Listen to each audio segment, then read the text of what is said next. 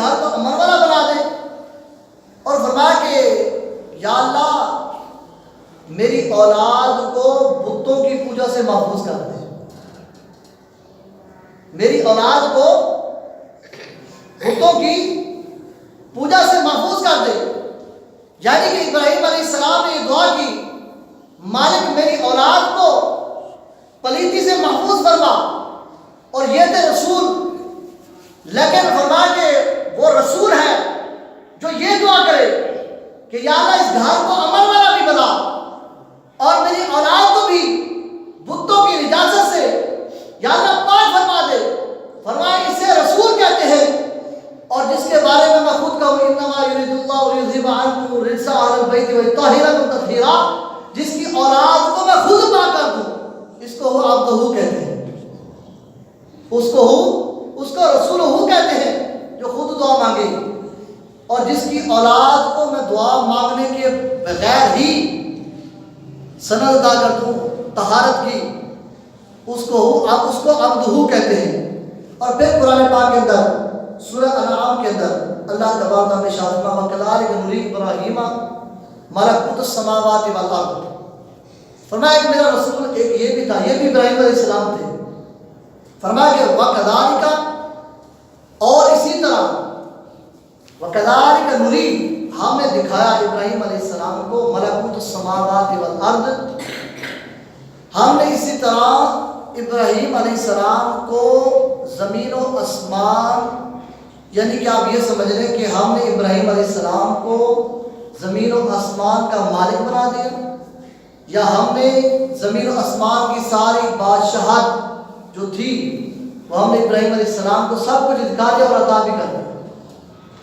وَكَذَلِكَ نُرِي إِبْرَاهِيمَ مَلَكُوتَ السَّمَاوَاتِ وَالْأَرْضِ، فرمایا کہ ابراہیم جو ہے یہ وہ رسول ہے کہ جن کو کائنات کا ذرہ ذرہ ہم نے دکھا دیا ہے، جو کچھ آسمانوں میں ہے، جو کچھ زمینوں میں ہے۔ تو ترجمہ یہ بنے گا کہ ابراہیم علیہ السلام اللہ کے وہ رسول ہیں کہ جن سے کوئی چیز چھپی ہوئی نہیں ہے کائنات کے اندر، وہ مجھے بھی جانتے ہیں، آپ کے باپ کو بھی جانتے ہیں، میرا نام بھی جانتے ہیں، آپ کے باپ کا نام بھی جانتے ہیں۔ فرمایا کہ جو تمہیں بھی جانے، تمہارے باپ کا نام بھی جانے، اسے رسول کہتے ہیں۔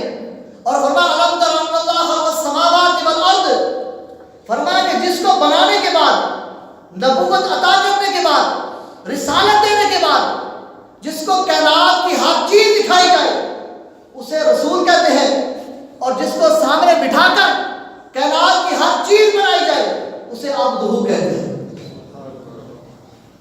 جسے سامنے بٹھا کر کائنات بنائی جائے اسے عبدہ کہتے ہیں۔ اور فرمایا کہ جس کو بنا کر نبوت عطا کر کے ہر چیز عطا کر کے کائنات دکھائی جائے، کائنات کا مالک بنایا جائے، اسے کیا کہتے ہیں؟ اسے رسول کہتے ہیں۔ اور پھر قرآن پاک کی اور آیت مبارکہ سورۃ الصاد کے اندر اللہ تبارک و تعالیٰ نے فرمایا کہ یا داؤد انا جعلناک خلیفۃ فی الارض فاحکم بین الناس، یہ سورۃ صاد کی آیت مبارکہ ہے، اور میں یہ چاہتا ہوں کہ آپ کو کھول کے سناؤں۔ اللہ تبارک نے فرمایا کہ یا داؤد، آج ہمارا جھگڑا ہے نا کہ آپ یا رسول اللہ کیوں کہتے ہیں،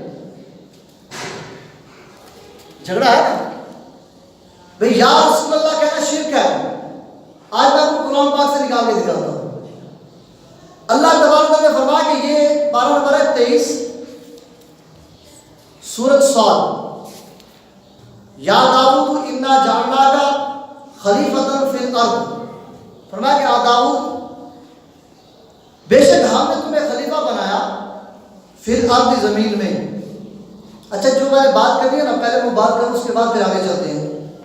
یا داؤد کا مطلب ہے کہ اے داؤد، اور یا رسول اللہ کا مطلب ہے اے اللہ کے رسول، اے اللہ کے رسول۔ اگر آج بھی بندہ یہ کہے کہ یا رسول اللہ کہنا شرک ہے تو ہم کہیں گے قرآن پاک سے یہ آیت مبارکہ نکال دے۔ اگر یا داؤد کہنا شرک نہیں ہے تو یا رسول اللہ کہنا کیسے شرک ہو گیا؟ ہم نے قرآن پاک سے یہ بات ثابت کی کہ یا رسول اللہ کہنا قرآن سے ثابت ہے. اگر کوئی بندہ کہے یا رسول اللہ کہنا شرک ہے، آپ دیکھیں کہ تراویح کے اندر جس مسلک کا بھی بندہ ہے، چاہے وہ دیوبندی ہے، چاہے وہ وہابی ہے، چاہے وہ شیعہ ہے، جب بھی قرآن پڑھے گا وہ یہی الفاظ دہرائے گا، یا داؤد انا جاننا کا. اگر داؤد کو یا کہہ کے پکارنے سے شرک نہیں ہوتا تو محبوب کو یا اللہ کہنے سے شرک کیسے ہو گیا؟ سبحان اللہ. محبوب کو یا اللہ کہنے سے کیسے شرک ہو گیا؟ تو لہذا پتہ یہ چلا کہ یا رسول اللہ کہنا یہ قرآن پاک کے اندر ہے. اور اللہ تعالیٰ نے فرمایا کہ یا داؤد انا جاننا کا، ہم نے تجھے خلیفہ بنایا، خلیفہ بنا فی الارض، زمین میں، فاحکم بین الناس، فرمایا کہ تو فیصلہ کر لوگوں کے درمیان. اور فرمایا ولا تتبع الہوا، فرمایا کہ اپنے جسم کو اپنی خواہش کے مطابق نہ چلا. یہ کون ہے؟ داؤد علیہ السلام. کون ہے یہ؟ بولا کریں یار کیا ہو گیا؟ داؤد قرآن پاک کا لفظ ہے. آپ بولے گے ایک لفظ کے بدلے آپ کو 10 نیکیاں ملیں گی، 10 درجات بلند ہوں گے. فرمایا کہ یہ ہے داؤد علیہ السلام. فرمایا داؤد تمہیں ہم نے خلیفہ بنایا، لوگوں کے درمیان فیصلہ بھی کرو، لیکن ایک بات یاد رکھنا، اپنے جسم کو تمہیں آرڈر نہیں ہے کہ اپنی خواہش کے مطابق چلاؤ. فرمایا کہ جس کو آرڈر ہی نہ ہو اپنے جسم کو اپنی خواہش کے مطابق چلانے کا، اس کو رسول ہو کہتے ہیں. اور فرمایا وما ینطق عن الہوا ان هو الا وحی یوحی، جس کے نطق کو ہم وحی الہی کہتے ہیں اس کو عبدہ کہتے ہیں.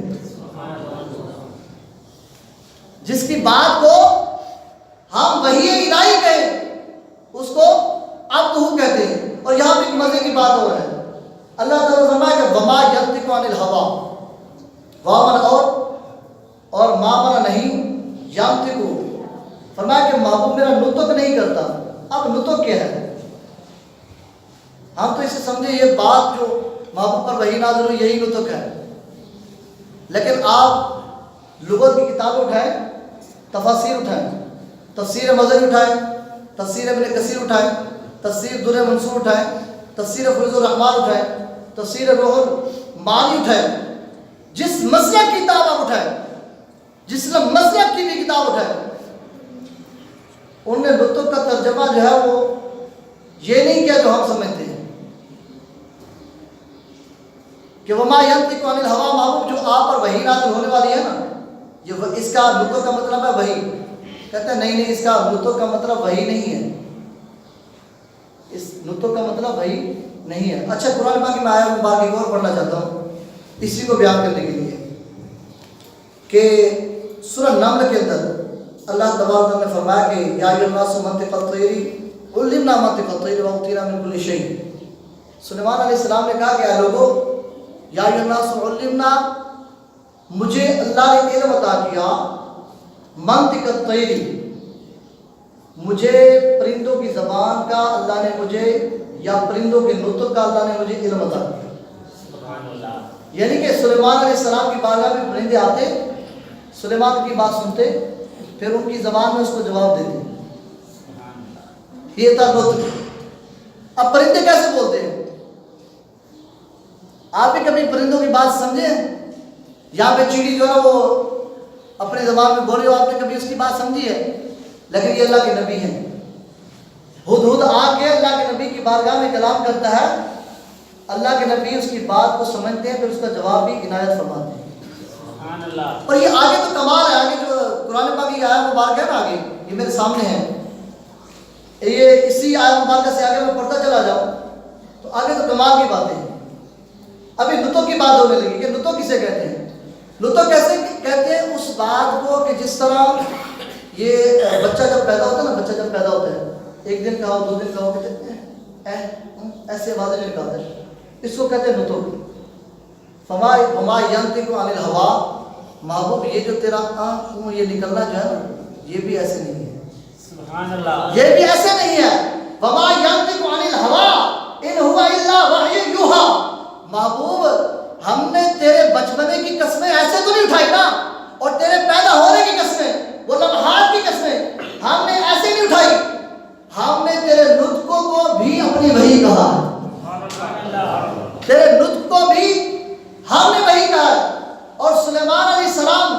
پرندوں کا نطق سن کر بات کا جواب دیتے تھے، اور اس کو کہتے ہیں رسول جو پرندوں کی بات سنے اس کا جواب عطا کرے، اور اس کو عبدہ کہتے ہیں جو پتھروں کی بات سنے اس کا جواب عطا کرے۔ جو پرندوں کی بات سن کر جواب عطا کرے اس کو رسول کہتے ہیں، اور جو پتھروں کا کلام سن کر لوگوں کو بتائے اور کہے ابو جہل یہ بتا یہ پتھر گواہی دیں یا میں تمہیں بتاؤں تیری مٹھی میں کیا ہے، یا یہ پتھر بتائیں کہ میں کیا ہوں۔ تو جو پتھروں کی زبان کو سنے اس کو کیا کہتے ہیں؟ عبدہ۔ اب پتہ چلا نا عبدہ کسے کہتے ہیں؟ تو گویا کہ سرکار علیہ الصلوۃ والسلام کی جو عظمت ہے وہ کوئی بندہ بیان نہیں کر سکتا۔ اور یہ سلیمان علیہ السلام بات ہو رہی تھی حضرت داؤد علیہ السلام کی، کہ اللہ نے فرمایا کہ میں نے تمہیں خلیفہ بنایا اور تم لوگوں کے درمیان میں فیصلہ بھی کر، لیکن اپنی خواہش کے مطابق تم اپنے جسم کو تو نہیں چلا سکتا۔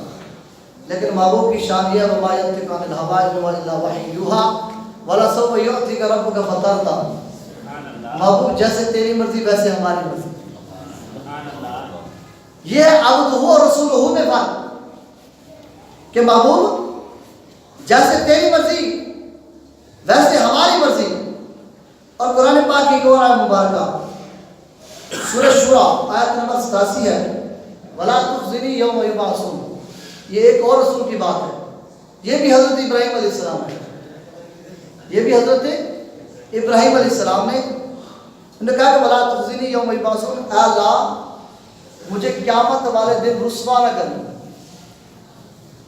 وَلَا تُخْزِنِي، ابراہیم کو تو آپ جانتے ہیں نا، وَاتَّخَذَ اللَّهُ إِبْرَاهِيمَ خَلِيلًا، ابراہیم علیہ السلام اللہ کے خلیل بھی ہیں، اور یہی وہ ابراہیم علیہ السلام ہے کہ جنہوں نے اللہ کی رضا کے لیے اپنی بیٹے کی گردن پر چھری چلا دی۔ اللہ کی رضا کے لیے نمرود نے جو آگ جلائی تھی اس میں چلے گئے، لیکن یہ دعا کرتے ہیں یا اللہ وَلَا تُخْزِنِي يَوْمَ يُبْعَثُونَ، کہ اللہ قیامت والے دن مجھے رسوا نہ کرنا۔ لیکن سورۃ تحریم کے اندر اللہ تبارک و تعالیٰ نے فرمایا یوم لا یخزی اللہ النبی والذین آمنوا معہ، فرمایا کہ محبوب قیامت والے دن میں تیرے غلاموں کو بھی رسوا نہیں کروں گا۔ فرمایا کہ جو دعا مانگے لا تخزنی یوم یبعثون، یا اللہ مجھے قیامت والے دن رسوا نہ کرنا، اس کو رسول کہتے ہیں، اور جس کے جو ہے غلاموں کو بھی سلامتی کی سند مل جائے اسے عبدہ کہتے ہیں۔ جس کے غلاموں کو بھی وہ ہے سلامتی کی سند مل جائے اسے عبدہ کہتے ہیں۔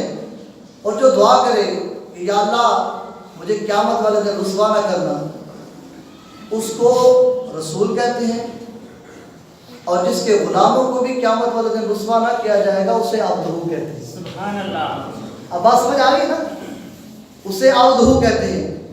اور پھر قرآن پاک کی دوسری آیت مبارکہ ایک اور رسول کی بات، ایک قسمت کی بات یہ ہے کہ جتنی بھی آیتیں میں نے پڑھی ہیں نا وہ ساری کی ساری ابراہیم علیہ السلام کے بارے میں، ابراہیم علیہ السلام کے بارے میں۔ اور الحمدللہ 53 آیت مبارکہ مجھے یاد ہیں جو ساری کی ساری معراج کے بارے میں۔ کتنی؟ 53 آیتیں مجھے یاد ہیں جو ساری کی ساری معراج کے بارے میں۔ سورۃ الحج کے اندر اللہ تبارک و تعالیٰ نے فرمایا کہ ابراہیم باذن فی الناس بالحج، ابراہیم اعلان کرو حج کا۔ کس چیز کا؟ حج کا اعلان کرو۔ پہلے اللہ تعالیٰ نے یہ ابراہیم علیہ السلام کو یہ جو حکم جاری کیا تھا کہ ابراہیم میرے گھر کو جو ہے وہ پاک کرو، اس کی جو ہے تعمیر کرو، جب تعمیر ہوگی سب مکمل ہو گیا تو ابراہیم علیہ السلام نے اللہ کی بارگاہ میں عرض کیا اب یا اللہ کیا کرتے ہو؟ اللہ نے فرمایا واذن فی الناس بالحج، ابراہیم حج کا اعلان کرو۔ یہ پتھر کا علاقہ، سارا پہاڑوں کا علاقہ، کس نے میری آواز سننی ہے؟ کس نے آواز میری سننی ہے؟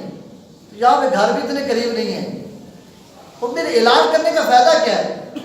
اللہ تعالیٰ نے فرمایا کہ ابراہیم اعلان کرنا تیرا کام ہے، اور عورتوں کے رحموں تک آواز پہنچانا میرا کام ہے، عورتوں کے رحموں تک۔ اور لکھا گیا تفاسیر کے اندر، ابراہیم علیہ السلام نے اعلان کیا مکے کی وادی کے اندر، اللہ کے گھر کے قریب اعلان کیا، اور ابراہیم علیہ السلام کی جو آواز تھی، جو ابھی شخص جو حاجی صاحبان تھے ابھی باپ کی پشت میں تھے، ابراہیم علیہ السلام کی آواز وہاں تک پہنچی۔ سبحان اللہ۔ آپ کہیں جناب یہ کیسے ہو سکتا ہے؟ ہمارے نبی کا فرمان ہے بھائی، یہ جو ہم جاتے ہیں نا حج کرنے کے لیے، عمرہ کرنے کے لیے، ہم کیا کہتے ہیں وہاں پہ جا کے؟ اللہم لبیک اللہم لبیک، کیا مطلب ہے اس کا؟ اللہ میں حاضر ہوں۔ اس کا مطلب یہ ہے کہ لبیک اس وقت کہا جاتا ہے کہ جب کوئی بلانے والا بلائے تو ہم کہتے ہیں لبیک، ہم حاضر ہیں، ہم حاضر ہیں۔ تو گویا کہ وہ حاجی جا کے اس چیز کا جواب دیتا ہے، یا اللہ وہ جو تو نے آواز لگوائی تھی ابراہیم علیہ السلام کے ذریعے جب میں باپ کی پشت میں تھا، اب یا اللہ میں حاضر ہو گیا، اللہم لبیک لبیک لا شریک لک لبیک۔ گویا کہ وہ حاجی یہ جواب دیتا ہے کہ یا اللہ میں حاضر ہوں۔ اور جہاں تک لکھا گیا کہ حضور نبی کریم صلی اللہ تعالیٰ علیہ وآلہ وسلم نے فرمایا کہ جس کی روح نے بھی جواب دیا، ایک مرتبہ دیا، وہ ایک مرتبہ حج کرے گا یا عمرہ کرے گا۔ جس کی روح نے 2 مرتبہ لبیک کہا، وہ 2 مرتبہ ہی اللہ کے گھر میں جائے گا، اللہ کے گھر میں 2 مرتبہ جائے گا۔ اچھا، پھر یہ حج کیا تھا؟ وَأَذِّن فِي النَّاسِ بِالْحَجِّ يَأْتُوكَ، آخری جو ہے وہ باتیں مکمل۔ ابراہیم علیہ السلام نے یہ اعلان کیا تھا کہ لوگوں حج کرو، یَأْتُوكَ، میری بارگاہ میں آ جاؤ، میری بارگاہ میں آ جاؤ۔ اچھا، یہ حج ہوتا کیسے ہے؟ لوگ جاتے ہیں عمرہ کرنے کے لیے، حج کرنے کے لیے طواف کرتے ہیں، اس کے بعد پھر آرڈر ملتا ہے جناب طواف کرنے کے بعد نا مقام ابراہیم کے پاس آؤ، وہاں پہ 2 نفل ادا کرو۔ یہ حاجی صاحبان جو یہ جانتے ہیں ماشاءاللہ طریقہ، آرڈر کیا ہے؟ 2 نفل ادا کرو۔ یا اللہ تیرے گھر کا تو ہم نے طواف کر لیا، دعائیں بھی ہم نے مانگ لی، جتنا رونا تھا وہ بھی رو لیا، لیکن اب ابراہیم کے کھڑے ہونے کی جگہ پر نفل ادا کرنے کا مقصد کیا ہے؟ فرمایا مقصد یہ ہے، طواف تم نے کر لیا جتنا تم نے کیا، لیکن قبول تب کروں گا جب تک تم میرے یار کے مقام کے ساتھ کھڑے ہو کے نفل نہیں ادا کرو گے، تب تک قبول ہی نہیں کروں گا۔ جب میرے یار کے مقام کے ساتھ کھڑے ہو کے نفل ادا کرو گے، ابراہیم کے قدموں کا صدقہ تمہارا حج قبول ہو جائے گا۔ ابراہیم کے قدموں کا صدقہ تمہارا عمرہ قبول ہو جائے گا، تمہارا حج قبول ہو جائے گا۔ گویا کہ ابراہیم کے قدموں کے صدقے سے حج ملتا ہے۔ میری بات پر ہم نے توجہ کرنی ہے، ابراہیم کے قدموں کے صدقے سے حج ملتا ہے، عمرہ ملتا ہے، لیکن محبوب کے صدقے سے رب ملتا ہے۔ وَلَوْ أَنَّهُمْ إِذْ ظَلَمُوا أَنفُسَهُمْ جَاءُوكَ فَاسْتَغْفَرُوا اللَّهَ وَاسْتَغْفَرَ لَهُمُ الرَّسُولُ لَوَجَدُوا اللَّهَ تَوَّابًا رَحِيمًا۔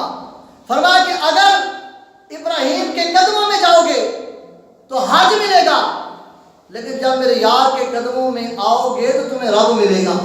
فرمایا کہ جو ابراہیم کے قدموں میں جا کے حج کرے، اور یہ جو ابراہیم علیہ السلام کی بات پر لبیک کہے، اور ابراہیم کو رسول ہو کہتے ہیں کہ جس کے قدموں کے صدقے سے حج ملے، لیکن جس کے قدموں کے صدقے سے رب ملے اسے آپ روح کہتے ہیں۔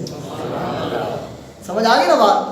گویا کہ سرکار علیہ السلام کی ذات مبارکہ وہ ذات ہے، یہ جتنا بھی تذکرہ کرے نا سرکار کا قرآن پاک کے اندر، میں نے جتنا بھی مطالعہ میں کرتا ہوں، قرآن پاک کی تفسیر کھولتا ہوں، ترجمہ پڑھتا ہوں، تو مجھے ہر آیت کے اندر سرکار کی شان ہی نظر آتی۔ ہر آیت سرکار کا ترانہ، ہر آیت سرکار کی نعت۔ آپ جس صفت بھی قرآن پاک کو کھولیں گے، ہر آیت میں آپ کو سرکار کی نعت نظر آئے گی، ہر آیت میں سرکار کی نعت نظر آئے گی۔ تو اللہ تبارک و تعالیٰ کی بارگاہ میں دعا ہے کہ اللہ رب العزت ہمیں محبوب علیہ السلام کی ذات کے ساتھ محبت اور پیار کرنے کی توفیق عطا فرمائے۔ آخر دعوانا الحمدللہ۔